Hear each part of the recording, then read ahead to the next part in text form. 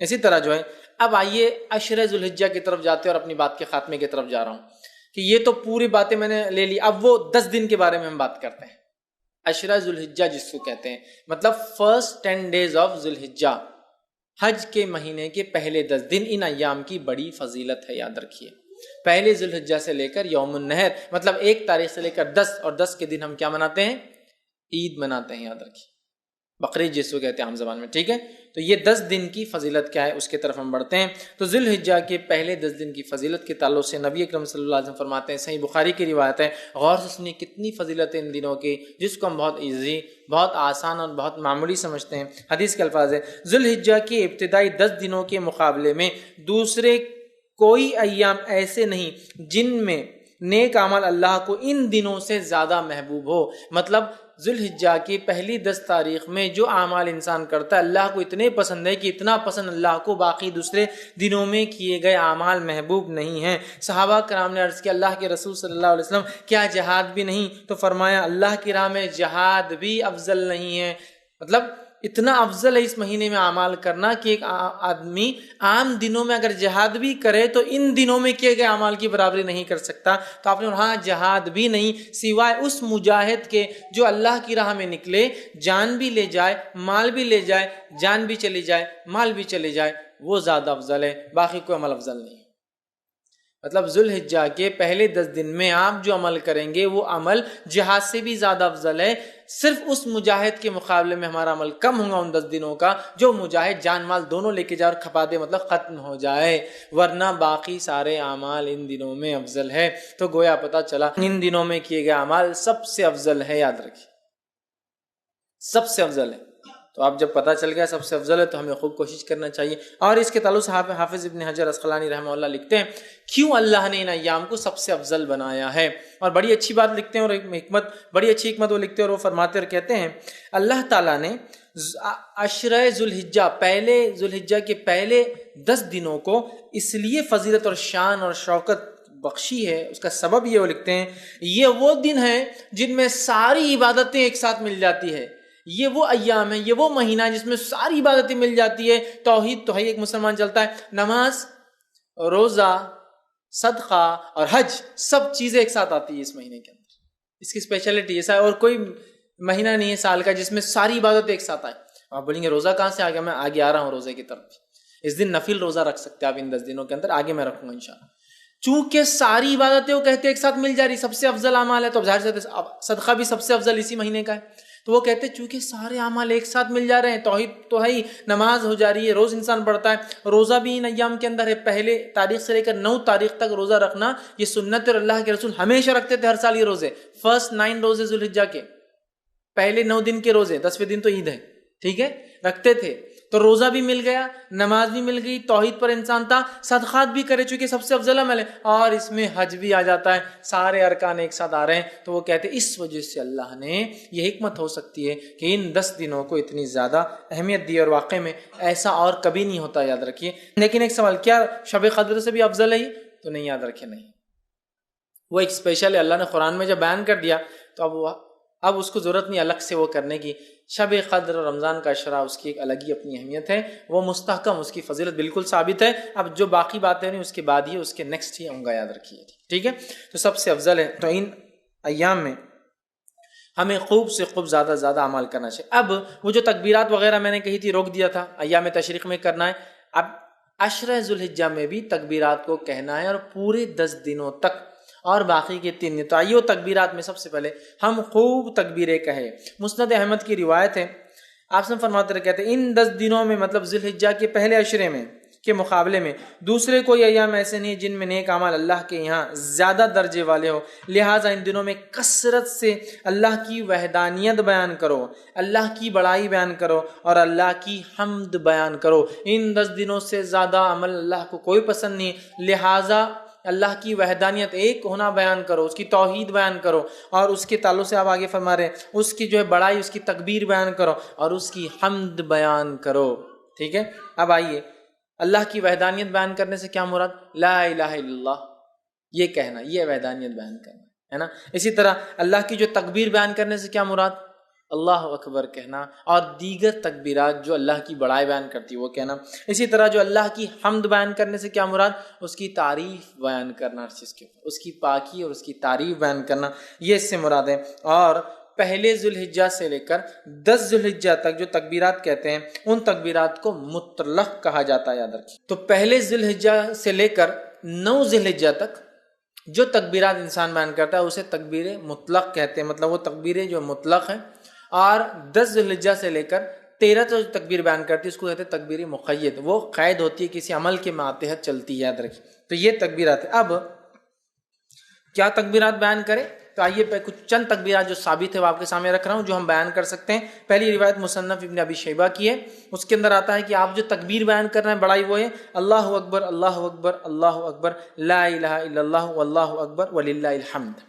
یہ سب سے کامن ہے جو ہم لوگ عموماً کرتے ہیں۔ اللہ اکبر اللہ اکبر اللہ اکبر 3 بار ہے۔ لا الہ الا اللہ، نہیں کوئی معبود سوا اللہ، اللہ بڑا ہے اللہ بڑا ہے اللہ بڑا ہے، نہیں ہے کوئی معبود سوا اللہ کے، واللہ اکبر اور اللہ بڑا ہے، وللہ الحمد اور ساری تعریف اللہ کے لیے۔ تکبیر اور اللہ کی حمد دونوں ایک ساتھ آ گئی، یہ سب سے مشہور اور معروف ہے، یہ آپ پڑھ سکتے ہیں۔ دوسرا جو پڑھ سکتے ہیں جو ثابت ہے وہ یہ ہے الفاظ اللہ اکبر کبیرہ، ٹھیک، اللہ اکبر کبیرہ والحمد للہ کثیرہ وسبحان اللہ بکرۃ واصیلا۔ دوسرا آپ یہ کر سکتے ہیں اللہ اکبر کبیرہ والحمد للہ کثیرہ وسبحان اللہ بکرۃ واصیلا، یہ آپ دوسرا کر سکتے ہیں۔ تیسرا آپ جو کر سکتے ہیں اللہ اکبر اللہ اکبر اللہ اکبر کبیرہ، اللہ اکبر اللہ بڑا اور اللہ سب سے بڑا ہے، یہ بھی ثابت اللہ اکبر اللہ اکبر کبیرہ، ٹھیک ہے۔ اس کے علاوہ جو ثابت ہے فتح الباری میں جو روایت آتی ہے اس میں یہ ہے اللہ اکبر اللہ اکبر کبیرہ اللہ اکبر، یہ الفاظ بھی جو ہے آپ ادا کر سکتے ہیں۔ اس کے علاوہ ایک اور جو الفاظ ثابت ہے وہ یہ ہے سبحان اللہ والحمد للہ لا الہ الا اللہ واللہ اکبر اللہ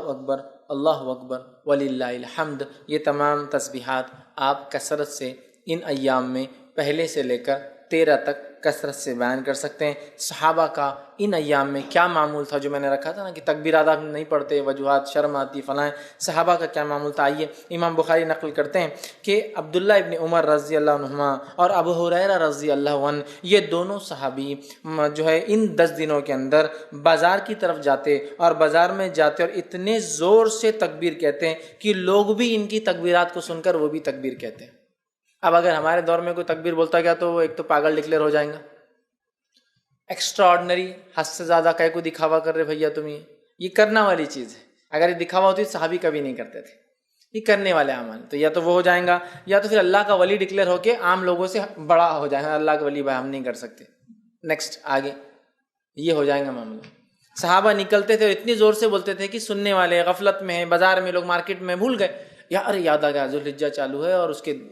اپن نہیں بولو تکبیرات بیان، تو اتنی زور سے بیان کرتے ہیں کہ لوگ ان کی تکبیرات سن کر تکبیر بیان کرتے ہیں۔ عبداللہ بن عمر رضی اللہ عنہ کے تعلق سے آتا کہ مینا میں اپنے خیمے میں، مطلب حج کے لیے جاتے، مینا میں اپنے خیمے میں اتنی زور سے تکبیر بولتے کہ آواز مسجد میں چلی جاتی تو مسجد والے تکبیر بولتے، مسجد والے تکبیر بولتے تو آواز بازار میں چلی جاتی تو بازار والے تکبیر بولتے، اور چنانچہ روایت میں آتا ہے کہ مینا تکبیرات سے گونج اٹھتا تھا، بخاری کی روایت ہے، مطلب وہ یہاں بولتے تو مسجد والے سن لیتے، مسجد والے بولتے تو بازار والے سن لیتے، بازار والے بولتے تو اتنی زور سے آواز ہوتی کہ پورا مینا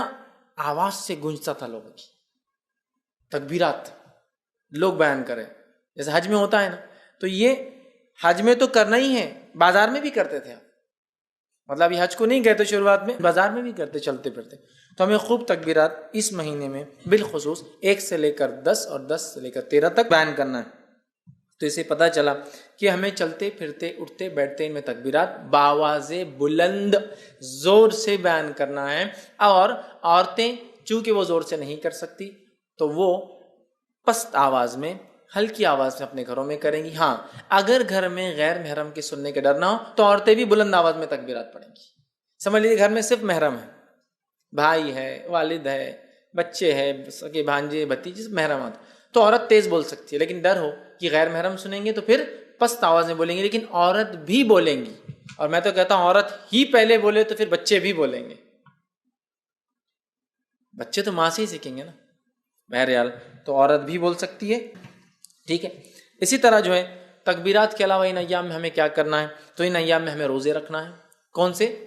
عشرہ ذوالحجہ، پہلے ذوالحجہ کے پہلے عشرے کی بات چل رہی ہے وہ ہماری، اس میں کیا کرنا ہے؟ تکبیرات کے علاوہ روزے رکھنا ہے۔ نبی اکرم صلی اللہ علیہ وسلم کے تعلق سے آتا ہے، صحیح مسلم کی روایت ہے، مجھے اللہ تعالیٰ سے امید ہے کہ اس دن کا روزہ 9 ذی الحجہ، ایک سال پچھلے اور ایک سال اگلے گناہ کا کفارہ بنے گا، تو 9 ذی الحجہ کو تو رکھنا ہے، یہ غیر حاجی کے لیے، حاجی نہیں رکھیں گا۔ اس کے علاوہ ان مہینے کے اندر جو روزے آپ رکھیں گے اس میں ایک روزہ جو مشہور اور معروف ہے وہ یہ ہے، جس کے تعلق سے روایت اس طرح سے آتی ہے، سنن ابو داؤد کی روایت ہے کہ آپ صلی اللہ علیہ وسلم کی زوجہ مبارک جو ہے ایک زوجہ فرماتی اور کہتی ہے کہ نبی اکرم صلی اللہ علیہ وسلم جو ہے ذی الحجہ مطلب 9 ذی الحجہ کا روزہ، اس کے بعد جو ہے یوم عاشورہ کا روزہ، ہر ماہ کے 3 روزے، اور ایک روایت میں ذی الحجہ کے پہلے 9 روزے، 9 ذی الحجہ عرفے کا روزہ، اور جو ہے 10 محرم کا روزہ، اور ایام 20 مہینے کے 3 روزے کبھی نہیں چھوڑتے۔ اور ایک روایت میں الفاظ ہے آپ صلی اللہ علیہ وسلم پہلے 9 روزے ذی الحجہ کے پہلے مطلب پہلے عشرے کے پہلے 9 دن کے روزے، اور 10 محرم کا روزہ، اور اسی طرح ایام 20 مہینے کے 3 دن 13، 14 اور 15 یہ روزے کبھی نہیں چھوڑتے۔ تو اس روایت میں 9 روزے کے تذکرہ ہے، پہلے 9 روزے، تو پتہ چلا اس مہینے میں روزے بھی رکھنا چاہیے۔ مسند احمد کی روایت ہے، آپ نے فرمایا کہ تعلق سے آتا ہے، فرمایا آپ صلی اللہ علیہ وسلم کبھی 4 کام نہیں چھوڑتے، عاشورے کا روزہ، عشرہ ذی الحجہ کے 9 روزے مطلب پہلے عشرے کے 9 جو ہے دن کے جو ہے فاسٹنگ روزے، اور مہینے کے 3 روزے آپ صلی اللہ علیہ وسلم، اور فجر کی 2 سنتیں، 4 عمل کبھی نہیں چھوڑتے۔ اس میں بھی کیا آ گیا؟ 9 روزے آپ صلی اللہ علیہ وسلم کبھی نہیں چھوڑتے تھے، تو عشرہ ذی الحجہ میں روزہ بھی رکھیے، تکبیرات، روزہ، 9 روزے رکھ سکتے ہیں، 9 نہ بھی ہو پائے تو کم از کم ایک تو ضرور رکھیے، عرفے کے دن کا روزہ، ٹھیک ہے، یہ بھی جو ہے اس میں عمل کرنا ہے۔ اس کے علاوہ چونکہ اس مہینے میں کیے گئے سارے اعمال افضل ہے، لہٰذا نفل نماز کا خوب اہتمام کرے۔ نفل نماز کے فائدے جو آتے ہیں صحیح مسلم کی روایت میں اس طرح سے آتے ہیں، اللہ تعالیٰ کے لیے اپنے سجدوں کو لازم کر لو، بے شک جب بندہ سجدہ کرتا ہے تو اللہ سبحانہ تعالیٰ کہ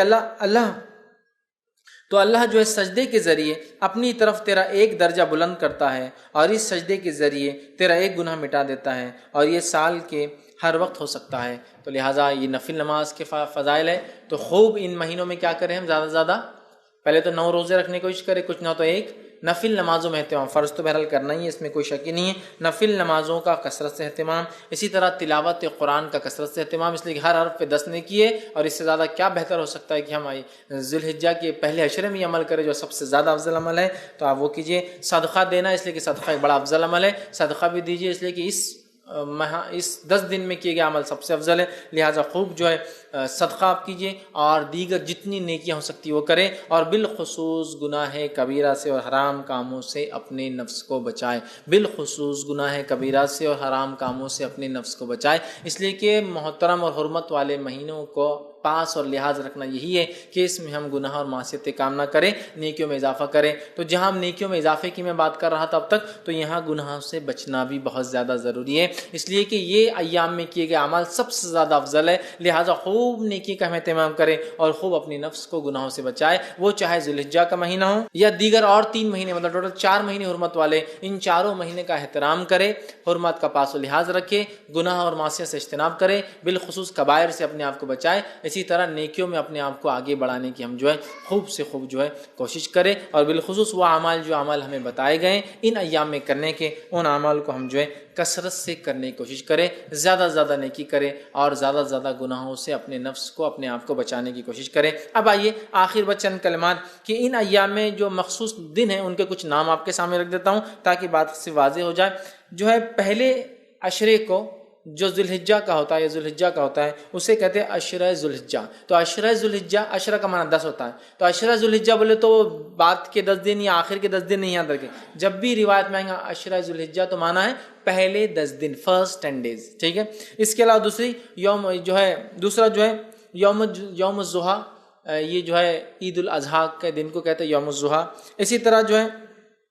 ایک اور دن ایام معلومات، جو ہم نے ابھی دیکھا قرآن کی آیت میں جو ہے جو سورہ حج کی آیت میں 27 میں، وہ ہے 10، 11، 12 اور 13، یہ ایام معلومات ہیں، ان کو ایام معلومات بھی کہا جاتا ہے کہ ایام معلومات مطلب 10 ذی الحجہ، 11 ذی الحجہ، 12 اور 13 ذی الحجہ۔ اسی طرح ایام تشریق 11 ذوالحجہ، 12 ذوالحجہ اور 13 ذوالحجہ کو کہا جاتا ہے. اسی طرح یوم عرفہ 9 ذوالحجہ کو یوم عرفہ کہا جاتا ہے. اسی طرح یوم النہر 10 ذوالحجہ کو، عید کے دن. یوم النہر مطلب قربانی کا دن، خون بہانے کا دن. تو یوم النہر 10 ذوالحجہ کو کہا جاتا ہے، عید کے دن کو کہا جاتا ہے. اسی طرح جو ہے یوم الترویہ کہا جاتا ہے 8 ذوالحجہ کو، جب جو ہے حاجی جو ہے مینا میں جو قیام کرنے آتے ہیں. اور یہ بات جو ہے سنن ابو داؤد میں آتی ہے، تو اس کو یوم الترویہ کہتے ہیں، جو 8 ذوالحجہ ہوتے ہیں. تو یہ چند نام ہیں. اسی طرح جو ہے لیلۃ الحسبہ کہتا ہے، ایام تشریق کے بعد جو ایک رات آتی ہے 14 کی، اس کو لیلۃ الحسبہ کہتے ہیں. تو یہ چند نام تھے جو ان دن میں ایام تشریق، یوم النہر، عید الاضحیٰ اور اس طرح سے ہم لوگ سنتے ہیں عام طور سے. تو یہ وہ چند چیزیں تھیں جو میں نے بہتر سمجھی کہ آپ کے سامنے